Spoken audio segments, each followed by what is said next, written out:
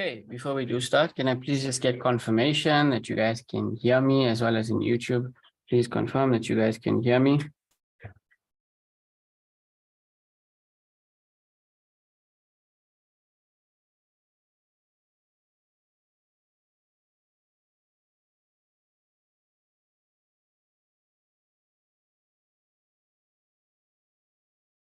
Perfect, perfect. Thank you so much.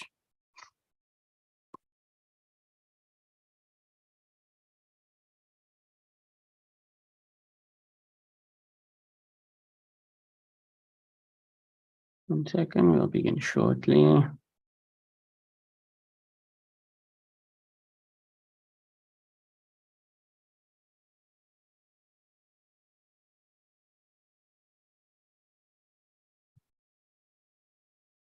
Okay, assalamu alaikum and good morning to one and all. Welcome back to grade 12 maths by Inspired Teens. In today's lesson, we are going to be starting functions. Please do note that the ending of the previous topic, sequences and series, was covered in the extra lesson that was held for free in the week on Wednesday. So please make sure that to complete that section, you go ahead and you watch that lesson. We just finished up the section and we did some hard questions as well, just to give you guys an idea of what that class is like. And in the extra class, for those of you who joined, we already started some functions, okay? However, we're going to start again with functions. I think my screen is frozen. Let me just share.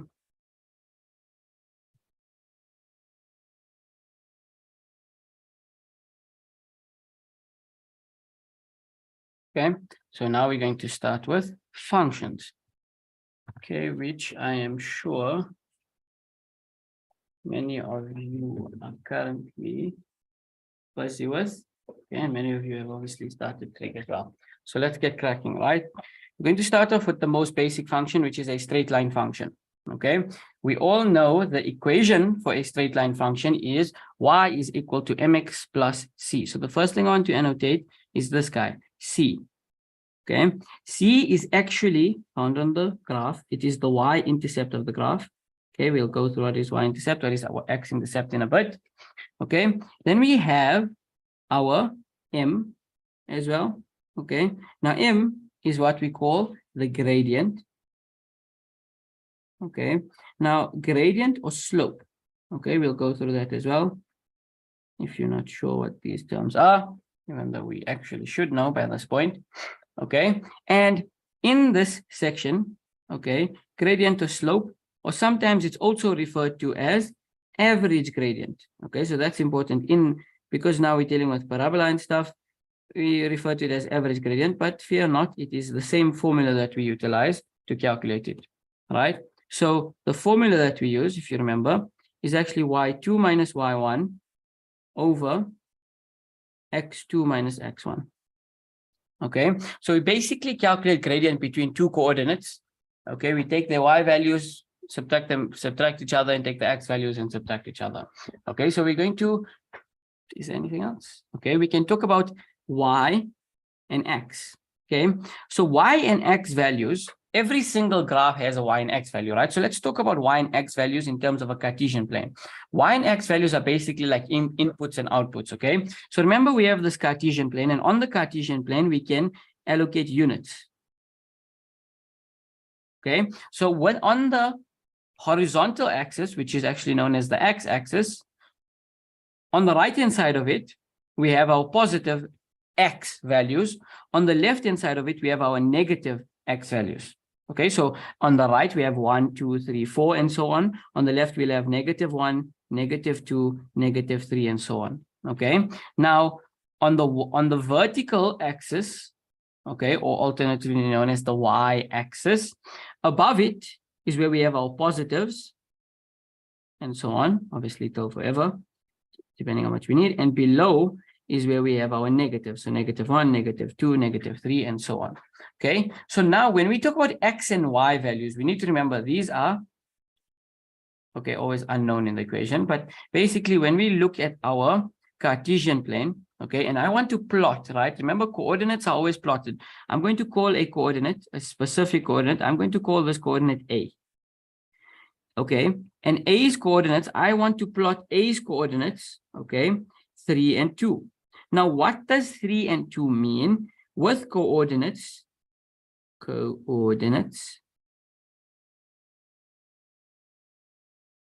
you always plot the x value, okay, not plot, but when you're writing it in this notation, you have the x value first and the y value second. So basically, when I'm plotting coordinate A, this is telling me that I want to plot the point where the x value is 3 and the y value is 2. So I can go to my little Cartesian plane and I can find where is my x value 3. So I go along the x-axis and I find it here. That's where my x value is 3. Then I go, okay, the second coordinate, remember, is y. Where is my y value positive 2? Here. So x value 3, y value 2. I want to find the coordinate where I have the x value of 3 and the y value of 2. So it would basically be where these two meet. So you can draw a vertical and a horizontal line from each respectively. So from the x coordinate vertical, y coordinate horizontal. And where these 2 points meet here, I can plot this coordinate and call it A. Why? Simply because A is where the x value is 3 and the y value is 2. At this specific exact point, that's where the x value is 3 and the y value is 2. Okay, now we've discussed these y and x values. So y and x values, they can change, right? I can substitute many different values for y and x. So actually, in this equation, these remain as y and x. You don't have to substitute numbers for it. So in example, you could have y is equal to 2x plus 3. So to have the equation, you need to definitely solve for m, which in this case, I just randomly made 2. And you need to definitely solve for c, which in that case, I just made 3. But x and y will remain as x and y, again, because these are values you can change, right? You can substitute any x value and it's going to give you the corresponding y value actually. Okay, so all right, let us move on. So now we're going to talk about gradient. So I'm going to draw a line.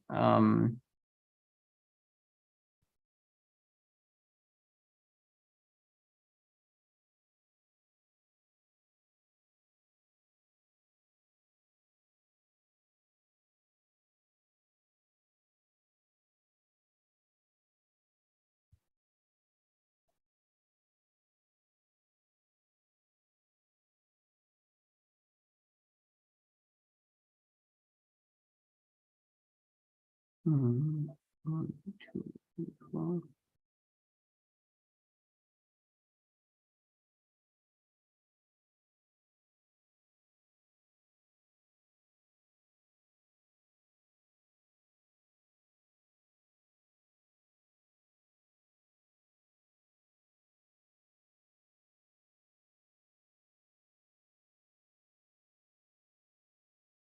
Okay, so I've plotted 2 more coordinates, okay, just with, actually, let's just identify with positive 2 for x.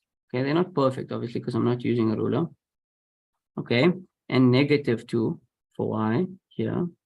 Okay, we can even, if we'd like, we can call this coordinate B. And then I've plotted another one, negative 6 for y, and positive 1 for x, where these two meet. Again, so perfect because it's not drawn to scale, but for the purpose of understanding, that is fine. Okay, and no problem, we can call that C as well. So I've plotted these 3 coordinates, okay? Now what I'm actually going to do, if I can, if it's going to allow me to, is draw a straight line through all of these. So let us use purple, seems good.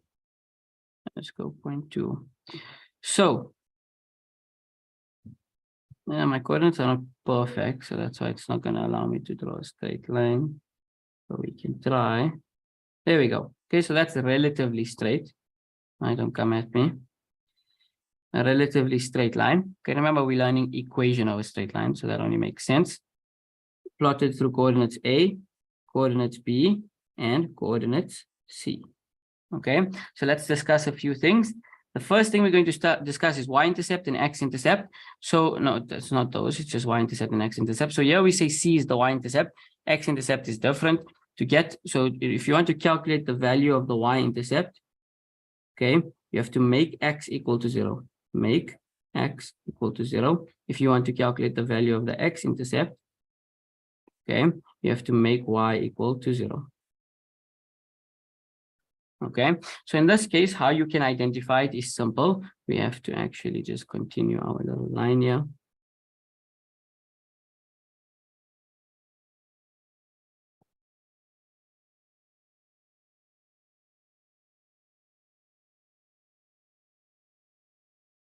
A very weird graph, but nevertheless, it's okay. So as you can see, right, we have a y-axis and we have an x-axis and we have a straight line passing through it. So the point at which the graph touches the x-axis, that is known as what? That is known as the x-intercept. The point at which it touches the y-axis is the y-intercept.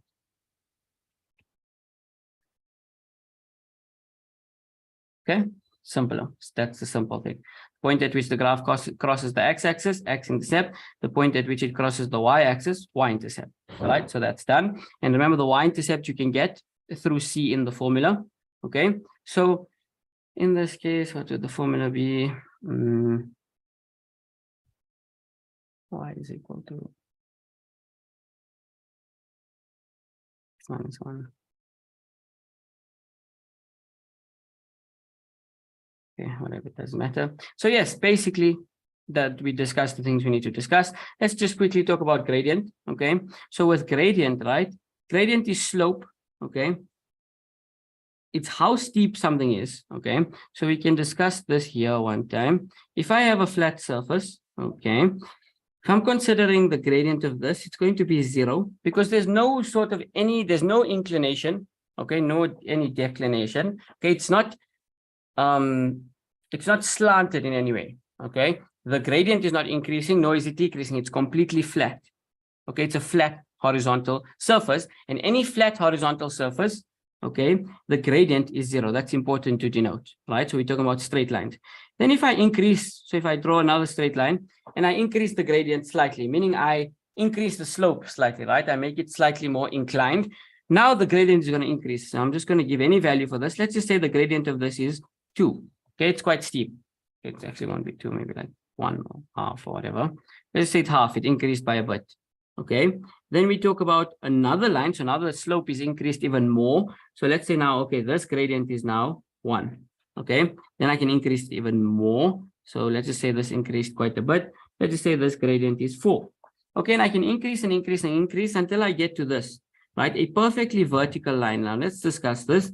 If I draw a perfectly vertical line going completely straight up, right? So maybe in between here I have 5 and I have 6 and I have 7 and I have 10 and I have 100 and I have 6 million. So how can I consider this vertical line?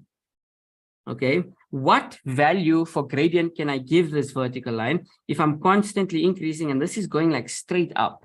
Okay, it's actually impossible to give this a gradient just because it is going straight up, right? You're increasing 5, 6, 7, then this is completely straight up, right? It's what do we give it? Do you give it 10? Do you give it 12? Do you give it 13? Do we give it 100,000? It's known, we call it undefined. Okay, because we cannot define the gradient for it. Undefined. Cannot define the gradient for a straight line going up. Okay, so just the key things to remember: mainly for a horizontal line, gradient is 0. Okay, and for a vertical line, gradient is undefined. Okay, and then if you had a formula, right? So just one more thing: 2x plus 3. From this formula, you need to be able to tell two things. Okay, you need to be like, if the formula is given, right, you are expected to know the gradient firstly. You need to know that, oh, since it's given in this format, here my gradient is 2, and here 3 is actually my y-intercept. My y-intercept is equal to 3.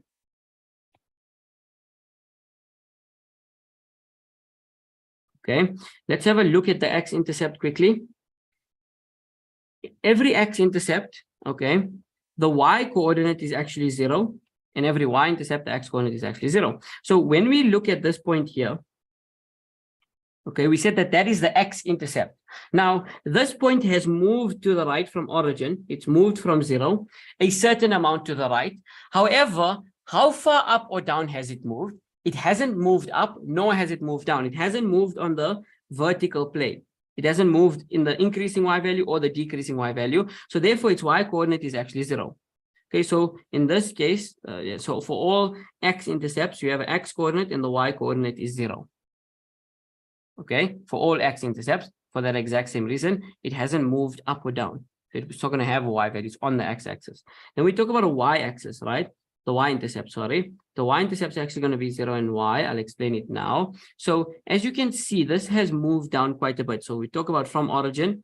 Okay, it's moved all the way down. So it definitely has a y value. It's a negative y value in this case because it moved in the vertical plane. But if we consider, has it moved right or has it moved left on the horizontal plane? No, it has not. So its x value hasn't changed from the origin. Its x value is still 0. Right? It doesn't have a positive x value. It doesn't have a negative x value. It's still on the origin. Okay, so it's 0. So please do note that the x-coordinate for every y-intercept is 0, and the y-coordinate for every x-intercept is 0. So in this case, my coordinates of my y-intercept would be 0 and 3. Okay, just to note. Let's move on, right? So that's straight line revision done. Okay, we'll do examples, of course. Let's talk about equation of a vertical line. So a vertical line. What is a vertical line? A vertical line is a vertical line, which is like this. Okay, this is the equation of a vertical line. 1 second.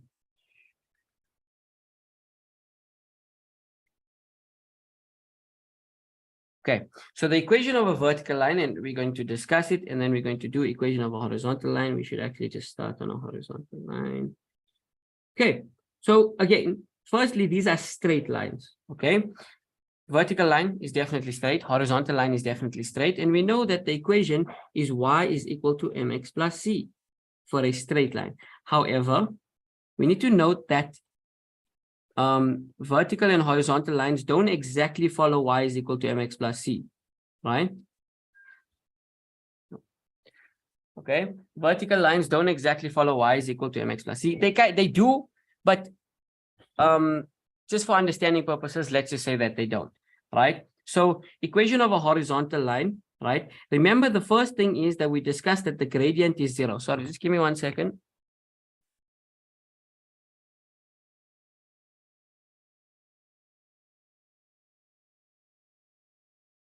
Okay, so the equation, I'm back. The equation of a horizontal line, sorry, the gradient of a horizontal line, we said is 0. Okay, so in this case, firstly, gradient is 0. That's one thing we need to know. Gradient is 0. Okay, so already, if we have to use the y is equal to mx plus c formula for this horizontal line, we're going to have y is equal to 0 times x plus c. So obviously 0 times x is 0, it disappears. So y is equal to c. That's going to be our equation technically. Okay, and what is c? C is actually the y-intercept. And yes, that's what we need to remember. Okay, so here, let's just say the coordinate is given as 2, the y-intercept. Okay, so not the coordinate, just the y value of the y-intercept. Okay, so in that case, what we can memorize, okay, is that any horizontal line, the equation for the horizontal line is y is equal to the y-intercept.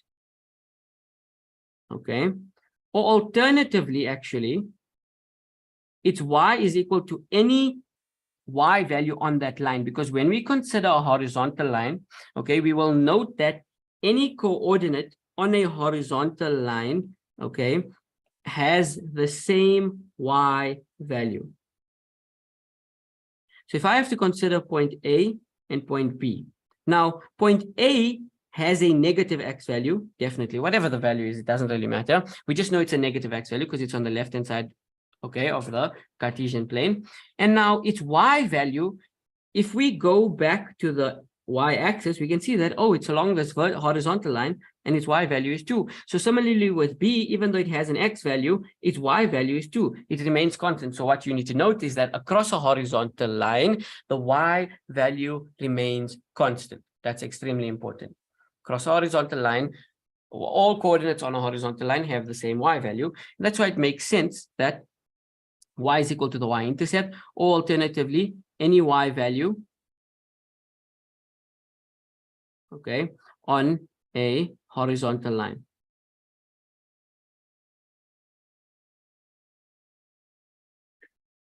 Okay, and in this case, specifically, the equation for this graph is y is equal to 2. That's it. So do you see, it does technically follow y is equal to mx plus c, but the reason I said it doesn't is because it That's not the structure y is equal to mx plus c. That's y is equal to c, right?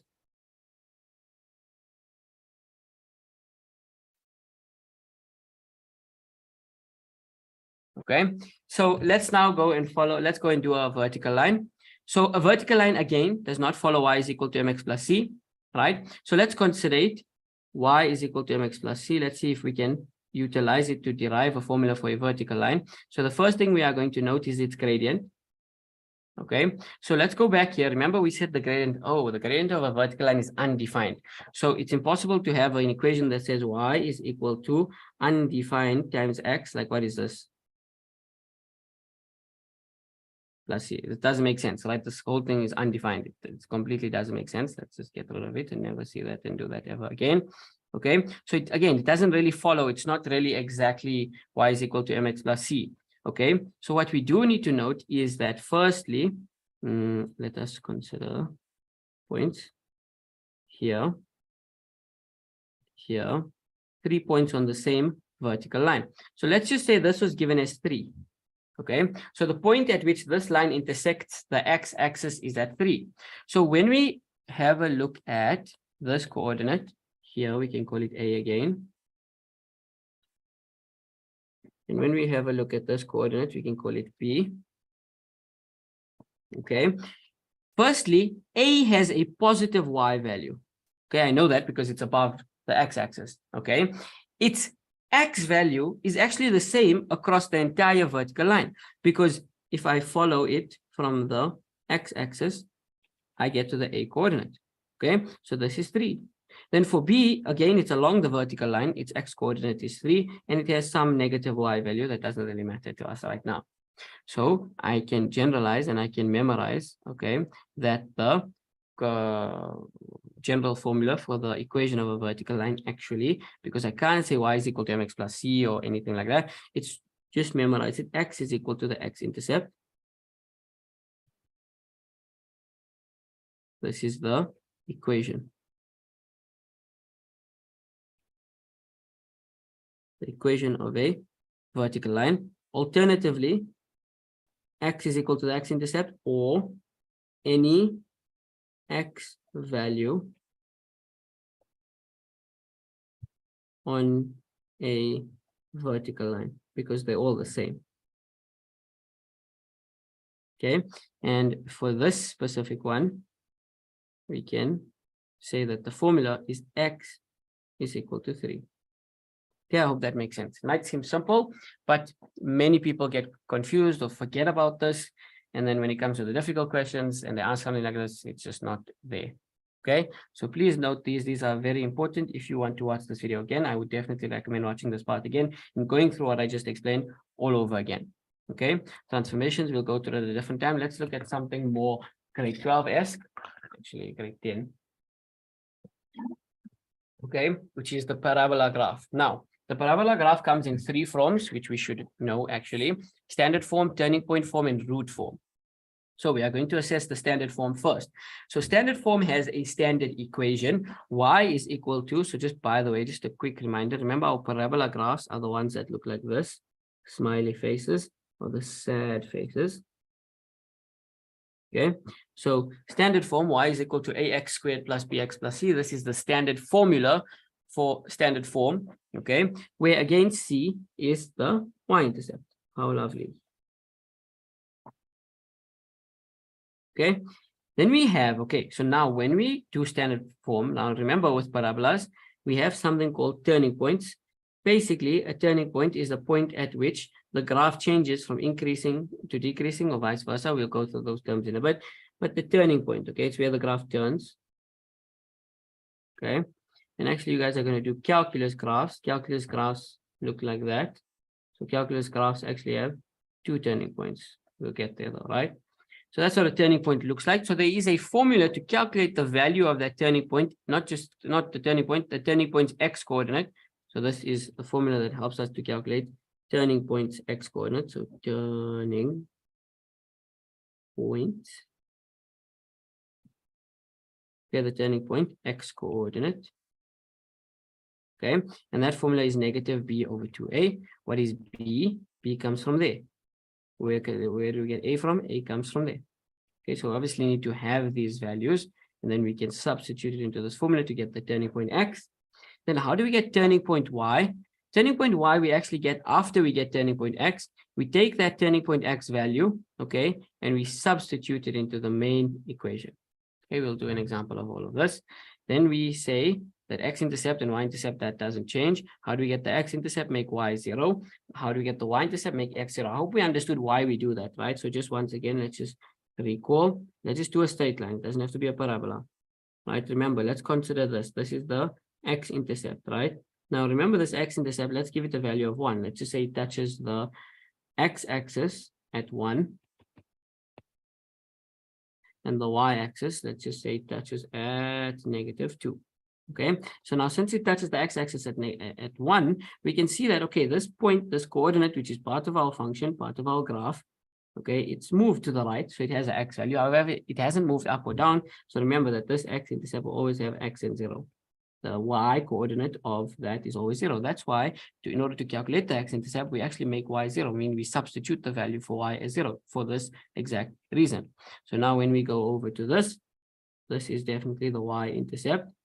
Okay, and then remember for the y-intercept, if we consider this point -2, it has shifted down, so it definitely has a y coordinate -2. Okay, but it hasn't shifted right or left. It doesn't have an x coordinate. It's still on the y-axis, and anything on the y-axis actually has an x coordinate of 0. Okay, because that just means it hasn't shifted left or right, and in that case you're going to have 0 in whatever the y value is at that point. So we actually know these values, so let's substitute them. So here it's going to be 1 and 0. And here it's going to be 0 and -2. Okay, important to know. Let's look at turning point form. So turning point form, which is TP form, it's basically the equation rewritten in terms of the turning point. So where are the turning points? The turning points are here. We have P, which is the turning point X value. This is TPX, turning point X coordinate. Okay, why do we have 2 arrows? Because the second arrow basically tells us its opposite sign. Okay, we'll discuss that in a second. I'm just going to write it for now, right? Then we can discuss Q. Q is actually our Y turning point, TPY. And it's actually, we utilize the same sign. Okay, so yes, turning point X, turning point Y, that makes sense. But what's this opposite and same sign thing? So basically, if the turning point is, so I'm giving the coordinates of the turning point in terms of X and Y. So the X coordinates of the turning point and the Y coordinates of the turning point are given as -3 and -4. Then the equation is as follows. So I'm going to write my equation in turning point form.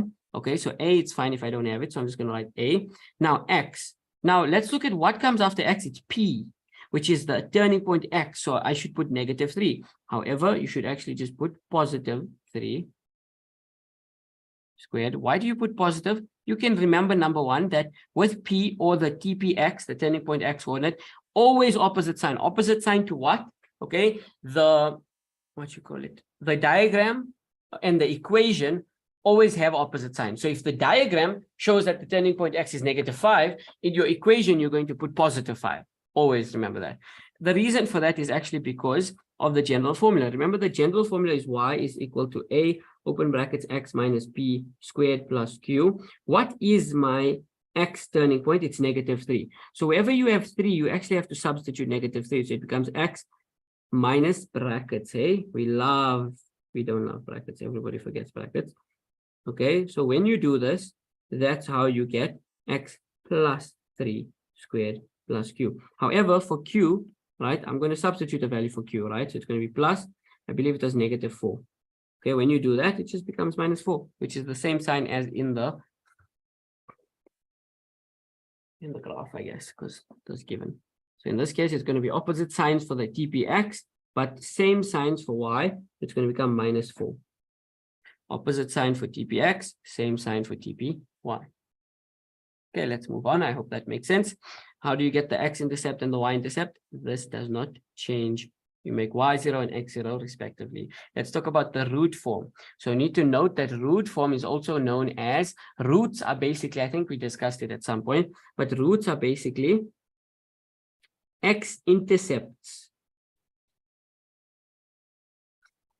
So this is also known as x-intercept form, okay? So in this equation, again, remember we discussed y and x, right? Y and x, those remain as y and x. We substitute certain values and that's how they change accordingly, right? So when what we have different in this is x1 and x2. Now remember, it's a parabola and we have the possibility of having two x-intercepts. So x1 is actually x-intercept 1 and x2 is actually x-intercept 2.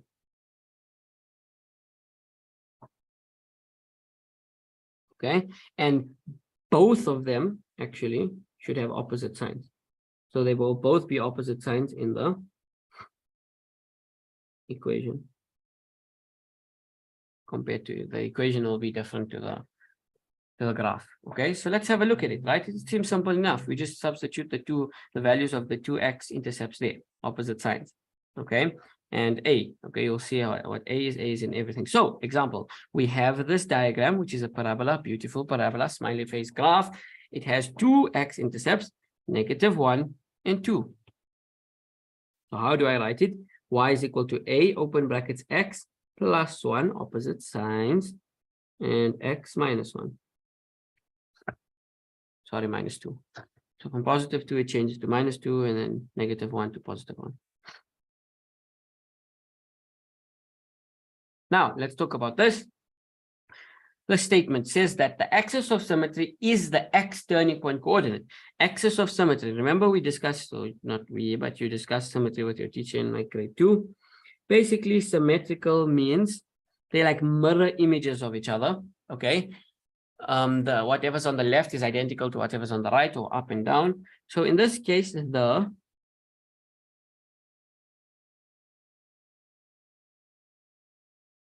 axis of symmetry for this graph is actually along the x turning point coordinate. This is xdp. And xdp actually creates an axis of symmetry. Okay, if you actually fold it across this dotted line, the graphs would touch each other at the exact points. Okay. So yes, that's the case. Axis of symmetry is the xdp coordinate. That's something that's very important to know. Don't mind that this axis of symmetry is skew. Then it says x turning point is also the midpoint of the x-intercepts. X turning point is the midpoint of the x-intercepts. So basically, it's saying that this coordinate, the x turning point coordinate, or alternatively, we could work here as well. Why could we work here? Because remember, along a vertical line, the x coordinates remain constant. It's basically saying that the distance from the one turning point, what is it? The one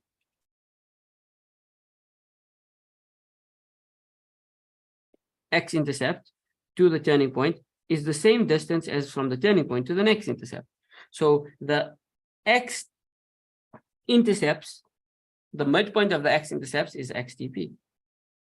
So I can get the value of xdp because I do indeed have the value of the x-intercepts, and it's going to be equal to intercept 1 plus intercept 2. This is midpoint formula.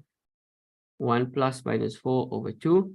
And I'm going to get a value of -3 over 2, which is -1,5.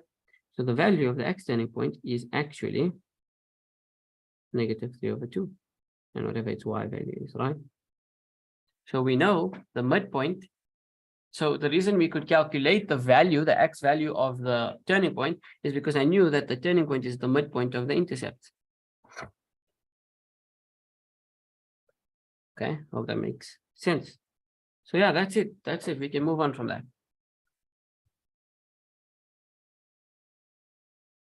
Okay, so let's do exactly that. Let's discuss A. Okay, A actually determines the shape. Now remember, if you think of A is found in all formulas. Ax squared plus bx plus c. It's found in all our parabola formulas. It's found in turning point, x minus p squared plus q. It's found in intercept, a into x minus x1, x minus x2.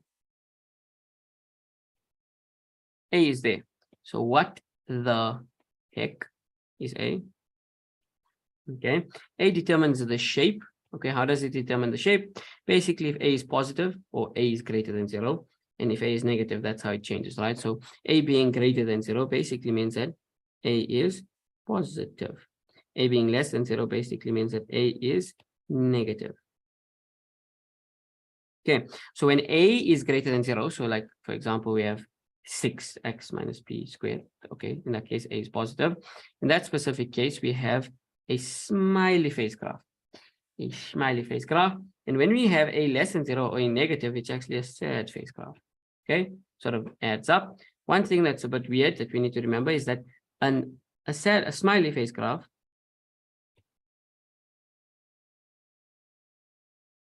has a minimum amount. Okay, because remember, it's smiley face because a is positive. So it actually goes down to a certain amount and doesn't go below that. We call that the minimum amount. Turning point is actually the minimum. However, the sad face graph, this one has a maximum. Okay, there's a maximum value because it's sad face and its turning point is on top. So therefore it is a maximum. That's one thing that's important to note. We're going to draw the graph. We're going to do an example of how to draw a graph of parabola, right? So we're going to do these 3 steps. The first step is to determine the shape. The second step is to determine the x and y intercepts. And the third is to determine TPX and TPY. So determine the shape referring to A. So we have to see if A is A positive or is A negative. Let's get, okay, we can. Okay. In this case, A is positive because it's positive 2. Therefore, it's a smiley face graph. Okay, so we know how it's going to look. So this is an incorrect graph, but I just want to go through this quickly to talk about slope. Shucks.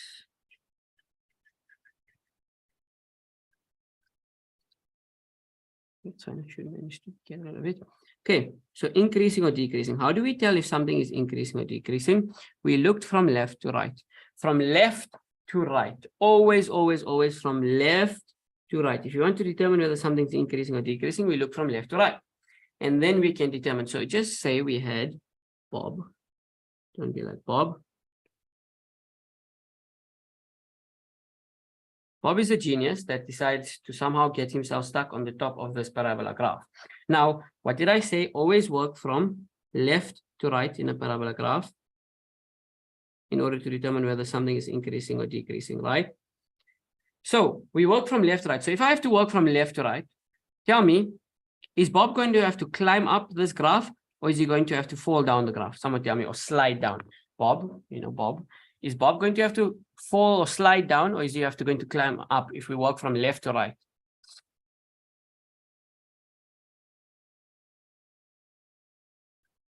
Definitely, he's definitely needing to slide down. Okay, that makes sense. So from left to right, Mr. Bob is going to slide down. And since he is sliding down, we would actually refer to that as decreasing. This part of the graph is decreasing. Now, Bob slides all the way down until he gets to the turning point and he finds himself here.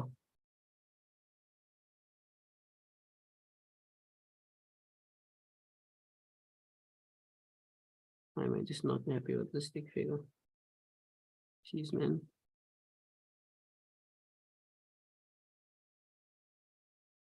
Okay, now Bob finds himself at the bottom of this parabola graph and he still needs to continue to move from left to right, as we always do when we want to determine whether it's increasing or decreasing.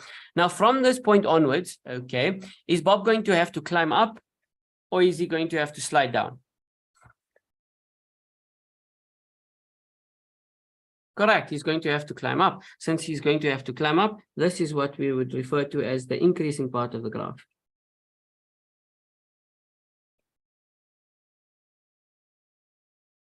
Okay, so that part of the graph is increasing. So how do we determine it? When you look from left to right, okay, always left to right, is the graph increasing or decreasing? That's much easier to phrase it that way. Or you can look at it, would you have to slide down that part or would you have to climb up it? Okay, if we're speaking technically, speaking, from left to right, okay, the y values, if the y values are increasing, okay, then the graph is increasing.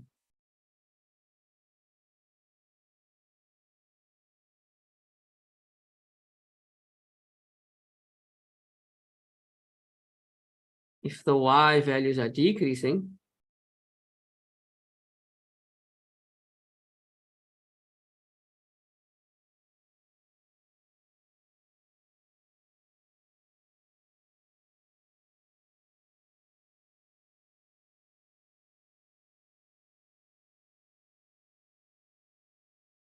the graph is decreasing. Okay, so that's just like technically speaking, if we're not talking about Bob and sliding down and climbing up, the correct term would be when we refer to y values, from looking always from left to right. That doesn't change, looking from left to right, but it's a bit easier to determine it with Bob. Okay, but yes, that's a technical explanation. All right, let's get rid of Bob.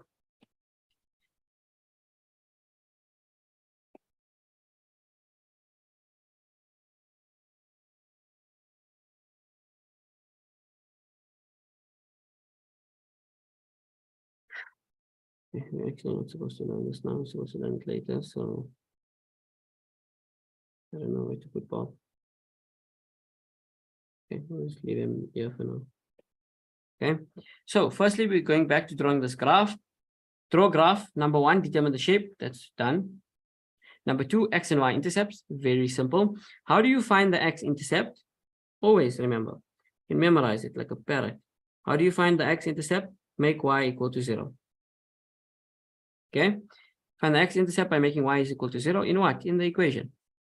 Okay, just to note one thing for this equation, it is given in standard form. Standard form is ax squared plus bx plus, okay, and in this equation, a can be noted as 2. Okay, if there was a minus there, it would be -2. So a is basically the coefficient of x squared, b is the coefficient of x, and c is the constant. So a is equal to 2, b is equal to 3, again the coefficient of x, +3 because there's a positive attached to it, and c on the other hand is equal to -5 because that's the value of the constant, -5. Okay, so that's important to note. Let's get back to this. If I want to make y 0, I am going to have to say 3x squared. Remember, y is f of x, so this can also be written as y is equal to 2x squared plus 3x minus 5. Okay, f of x is equal to y. They are one and the same thing. Okay, so yes, 3x, sorry, it's 2x squared plus 3x minus 5.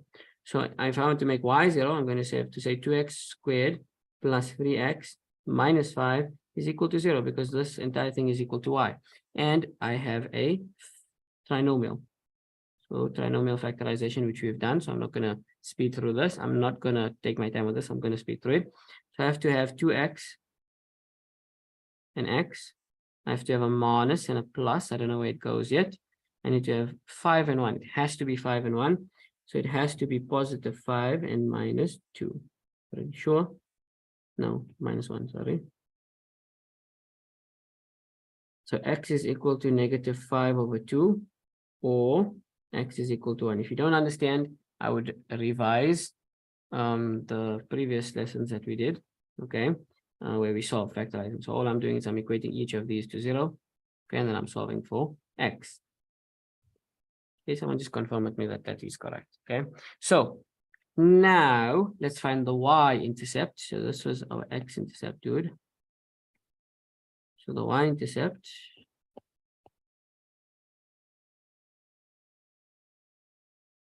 need to make x equal to 0. And when you make x equal to 0, that's really simple because remember my formula is 2x squared plus 3x minus 5 is equal to 0. So 2 into 0 squared plus 3 into 0 minus 5, you're basically left with, sorry, not equal to 0. Y is equal to, because I'm finding the y-intercept.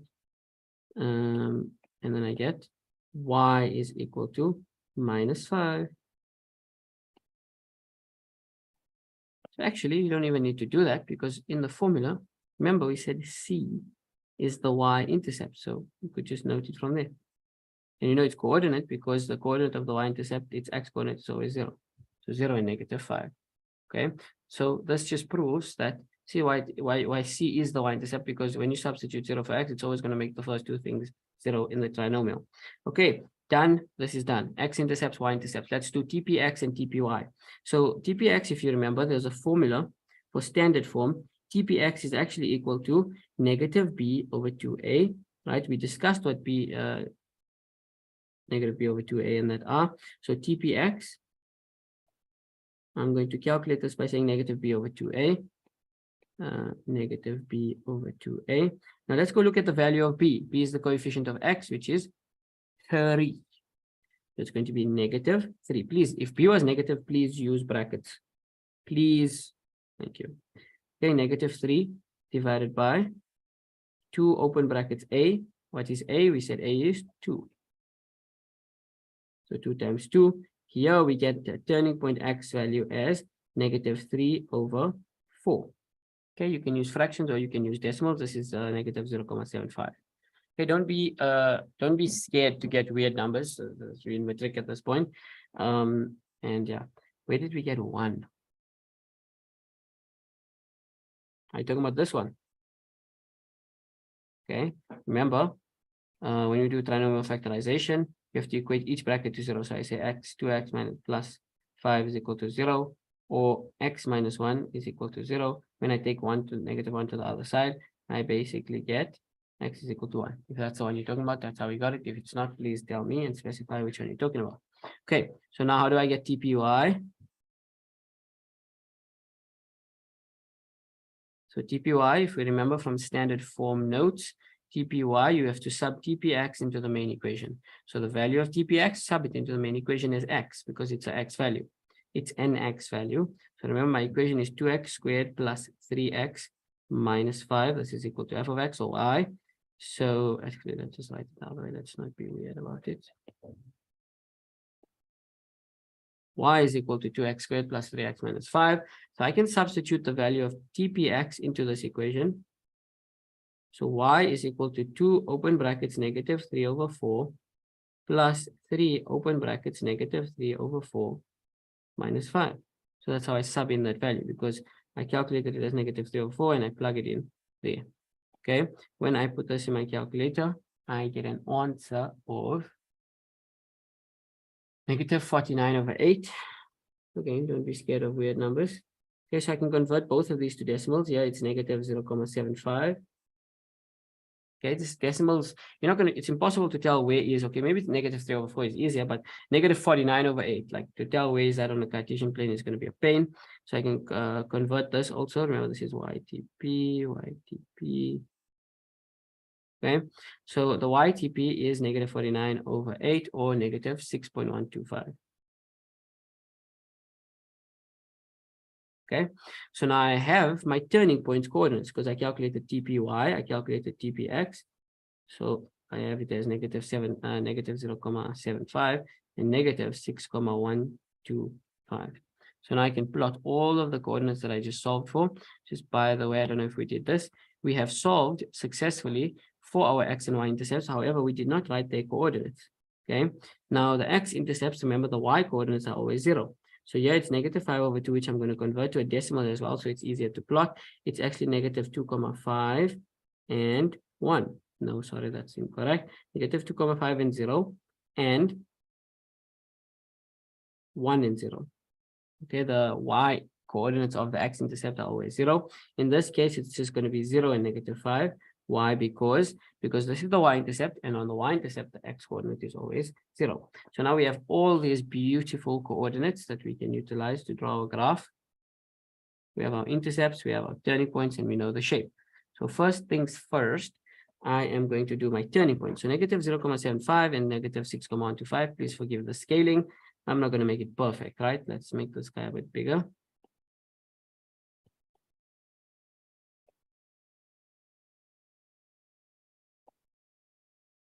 Okay, so to plot this on the x, -0.75. So I'm just going to say like this is 1. That's too big. Should be fine. Please don't mind the scaling. So -1, sorry. So -0.75 is going to be somewhere here. Okay, and this is going to say this is 6, -6. Let's make it a bit higher.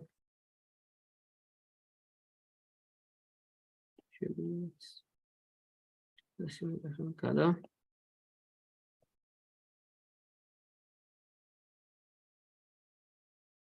Okay, and -6.125 is going to be somewhere here.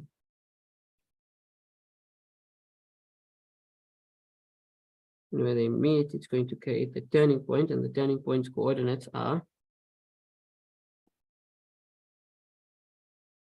-0.75 and negative 6,125. Okay, that's the turning point's coordinates. Let's plot our intercepts, negative 2,5 and 0 and 1 and 0. So negative 2,5 is going to be somewhere. Let's just say it's negative 2, negative 3. So negative 2,5 is somewhere here and 0. So it's actually on this coordinate. And then 1 and 0. So let's just say 1 is on the other side here somewhere. So that's the other x-intercept. Okay, let's talk about the y-intercept. Y-intercept is negative 5, 0 and negative 5. So that's on the y-axis. So it's called the y-intercept for a reason. And this guy is, let's just say, somewhere here. No, actually, I don't know. It's best to put it like here somewhere. Too close, I know, but the scaling again is messed up. So yes, this is negative 5. Okay, so now we know it's smiley face. We just need to connect all the dots. So if you want, you can literally just light in pencil, just connect all the dots to see how it's going to look, like that, like that, like that. Oh, okay, I see it. So now you can draw the smiley face. Doesn't have to be perfect. They're not expecting Picasso drawings, but just something that looks relatively correct. That's neatly drawn. Okay. Don't draw it like your face, in other words. Okay. So yes, now I've plotted this. This is let's just call this x-intercept. This is x-intercept. This is y-intercept. And that's, of course, turning point. And a is greater than 0, smiley. Okay, this is for the equation. Y is equal to, or let's use this, f of x is equal to 2x squared plus 3x minus 5. Okay, so that's how to draw a parabola. Hope that makes sense. Okay, so let's end it there. When we come again next week, we're going to discuss domain and range. Look, functions is a big topic. We still need to get into inverse. We still need to do trigonometry. So it's a lot, right? So yeah, we're going to try and speed through it as much as speed through it as slow as possible, if that makes any sense. Okay. So yeah, next week we're going to discuss something extremely important, which is domain and range. Okay, we're going to discuss how to calculate domain and range in parabola.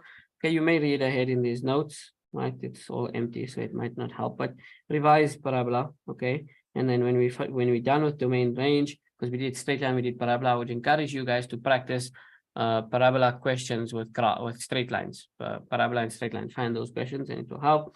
Then eventually we'll get into hyperbola, exponential, and so on. And then we can do a bunch of mixed questions and then also like the grade 12 application of it, right? Okay, cool. So I will see you guys next week. For those of you who are joining the extra class, I will see you guys at 1. And yeah, just remember that these notes are uploaded to the Google Drive. The Google Drive can be found in the description of the group. Please do note one more thing I want to mention while everyone is still here. Not everyone was here in the start. For those of you who didn't join the extra class in the week that was held for free, the sequences and series section we finished in that lesson. So please go and watch that lesson to finish it. Okay. And yeah, we also kind of did a parabola question in the other free session, which was held Wednesday, actually, sorry. The sequences and series was finished on Saturday, and then on Wednesday, we started functions. It might be a bit of a revision, and we did a question, okay? And then also, for those of you who are asking, it might have not been this class, but either way, it will benefit you. In the Google Drive, you will find a document that contains a breakdown of all the topics. So basically, in term 1, term 2, term 3, and term 4, the topics we're going to cover, in which order we're going to cover them. Okay, so again, I can't give you a timetable because that's a bit more challenging because some topics take longer than others to finish. So that's what I've chose to do so that you guys are aware of which topics we're covering when, and then you can plan accordingly. When is the extra class? The extra class is at 1 p.m. Please, I'll resend the message for the extra class in the group so you guys can have a look at it. So please look out in the group. If you are not on the group, because obviously the groups are full, if you're not on the group already, please private message me, then I can send you that message and then you're aware of the extra classes so you know what it's about. Okay, the video for the extra class is uploaded to YouTube on the playlist. It's there. Okay, so you guys can all access that, the previous 2 that we did. Okay, cool, perfect. Thank you guys so much for joining. Hope that it was beneficial. I wish you guys have a good week at school. And I will see you guys next week at the same time. Okay, no problem, no problem.